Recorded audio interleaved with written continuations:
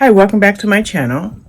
For this book review, it's an anthology called An Autumn Kiss by Laura Rollins, Annette, Lyon, and Lisa H. Catmull.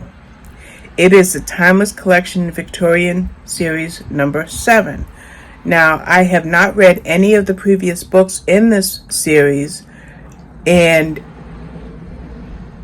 none of the authors are repeated. It's all different authors in each book in the series, as well as there are different authors in this anthology.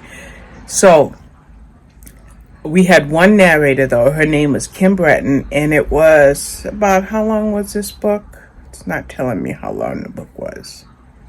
That's weird. The book was 7 hours and 9 minutes. Very quick read on 2.5 speed, just a few hours, and I was done with it. So that is how I got this book, by the way. I got it through an email request offering me the book, and therefore the publicist, the organizer for the blog tour got me an Audible credit. So I was able to listen to this by Audible. Where is this confusion coming from is beyond me. So, 3 novellas. The book itself was 300 pages, so each story was about 100 pages. The question is, could this little amount of pages per book give us satisfying stories? A definite yes. Now, the first one was The Plucky Miss Ruth by Laura Rollins. Now, we have our character, Ruth Hughes, who feels that she's caught in a time loop. What does that mean? Her life is just the same today as it was yesterday, and tomorrow it will be just the same as it was today. No progress, nothing. And she's a very, very good reader, but she has a task. Now, why did I throw in that she's a good reader? Because every time she would go to a get-together, like a ball or a dance or a breakfast or a dinner, she just wants to talk about books. Well, her would-be suitors didn't want that. They just want somebody who they can marry and continue their family line, so to speak. Well, she's got a distraction. Her cousin, who actually sadly lost her parents, is living with Ruth and her parents. And just prior to her cousin's parents' deaths, she fell in love with a man, but the man was entitled and didn't have a lot of wealth, so her parents nixed the idea, so she broke up with her. Well, our young girl, Ruth, takes it upon herself to bring her cousin together with the man of her heart. So how does she do this? Well, we have their daily walks in the park. And I'm not calling her cousin's name to mind. Okay, Nettie. Okay. So Nettie and Ruth walk every day in the park. And one day, while they were walking, well, kind of 2 things happened. One is Ruth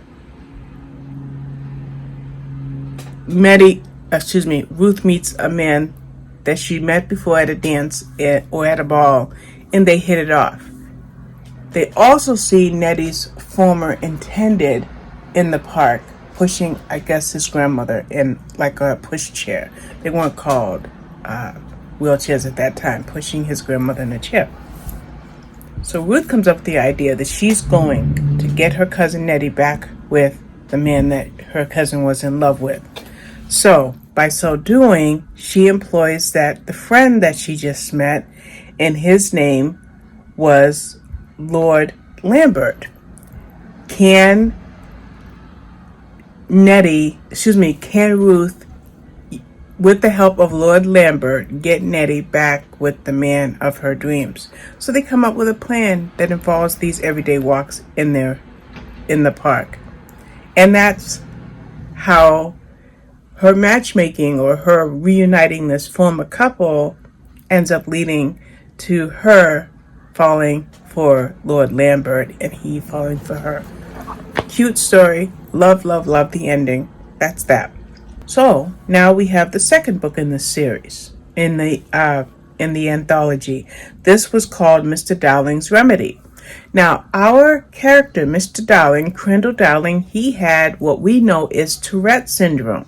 Back then in Regency, England, it was considered either mania, hysteria, a curse of the devil.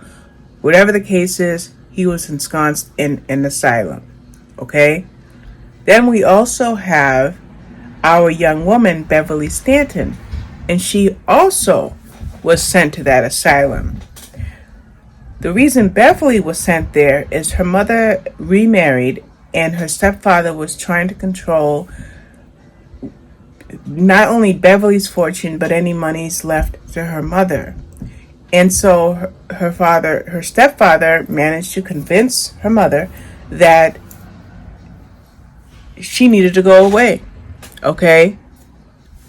Beverly needed to go away for a while. Well, as soon as Beverly gets to this asylum, this retreat, she notices a man and she sees very unusual behavior and he has very unusual things coming out of his mouth.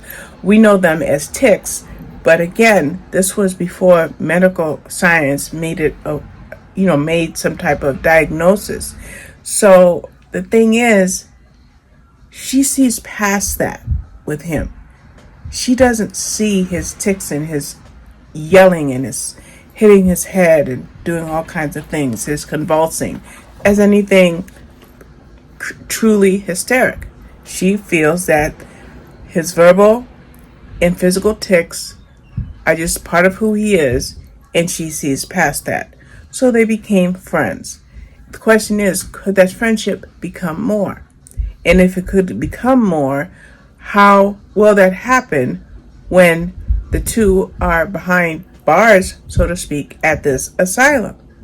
Well, something happens that changes the course of their lives, and that is kind of towards the end of the novella, so I won't tell you what it was, but something happens, and the question is, what happens to Beverly, what happens to Crandall, and will this love that they found for one another in this asylum be met? I loved that the author did that.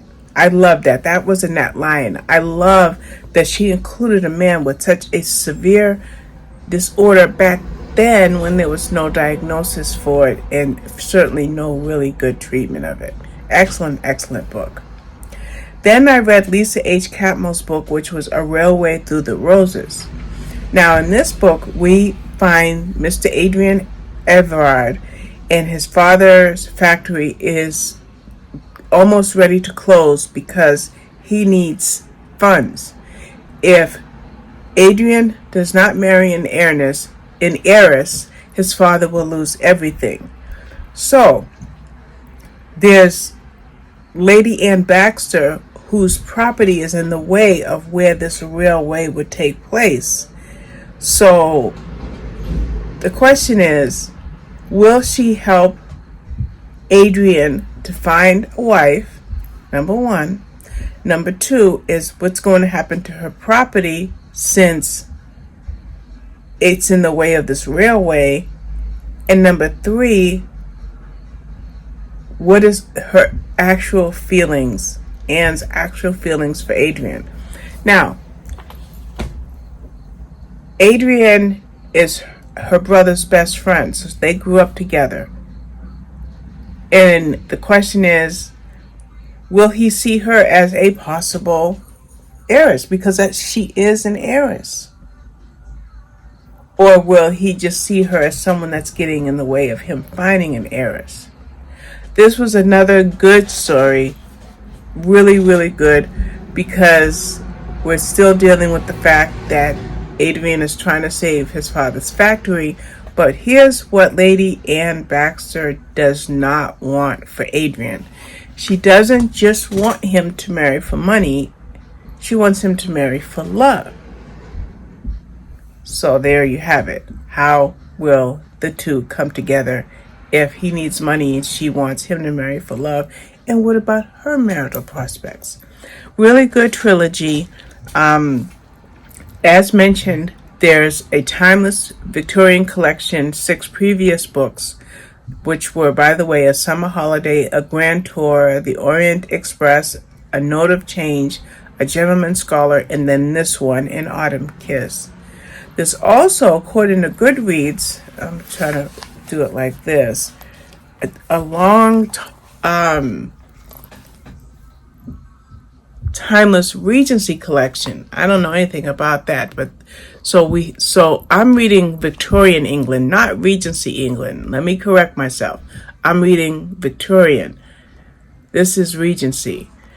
And there were a countless amount of books in those, and I'm sure they would be just as sweet.